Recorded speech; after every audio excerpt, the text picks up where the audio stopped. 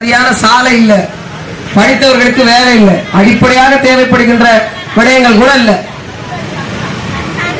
தண்ணி இல்ல. 75 ஆண்டு காலத்துல தண்ணி இல்ல குடிக்க. ஆனாலும் இந்த கட்சிகளுக்கு வாக்கு செலுத்திட்டே இருக்கீங்க. காரணம் என்ன? இலவச திட்டம் கொடுக்கறாங்க, அப்படி இல்லைன்னா கட்சி சின்னம் ஓட்டுக்கு பணம் கொடுக்கறாங்க. இந்த 200 ரூபா 300 ரூபா ஓட்டுக்கு கொடுக்கறத வாங்கி இளைஞர்களுக்கான வேலை வாய்ப்பு, பெண்களுக்கான வேலை வாய்ப்பு எது குறித்து பாராளுமன்றத்தில் இது வரைக்கும் நம்ம ஆட்கள் பேசியிருக்காங்க. நீங்க ரெட்டலை உதயசூரியன் கை சின்னம் பார்த்து ஓட்டு போட்டீங்கன்னா எப்படித்தான் அது பாருங்க. நம்ம அனுபவிக்கிற கொடுமையை பாருங்க. காங்கிரஸ் கட்சி தான் காவிரியில தள்ளி தர மாட்டேன்னு கர்நாடகத்துல சொல்றாங்க. அதே காங்கிரஸ் கட்சிக்கு இங்க வாக்கு செலுத்த ஒரு கூட்டம் தயாரா இருக்கிறோம்னா நம்மளை எப்படி பாக்குறாங்க? அதனால ஒரு தடவை சிந்திச்சு வாக்கு செலுத்துங்க.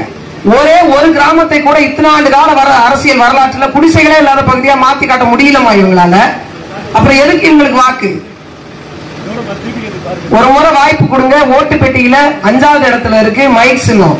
தெரு தெரு சாராய கடையை திறந்து வச்சு படிக்கிற பிள்ளையெல்லாம் குடிக்கிற பிள்ளையா மாத்தி வச்சுட்டாங்க. வேற என்ன இருக்குன்னு சொல்லுங்க?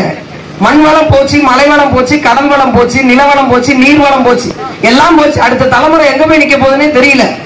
மீண்டும் மீண்டும் இவர்களுக்கு வாக்கு செலுத்துறோம்.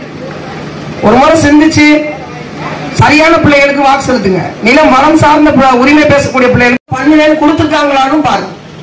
பின்னாடி கொடுத்துருக்கிறதா ரொம்ப அத்தியாவசியமா பல ஆண்டு கால போராட்டம் இது இன்னும் நிறைவேற்றி தர முடியல. சீர்காழி மண்ணில்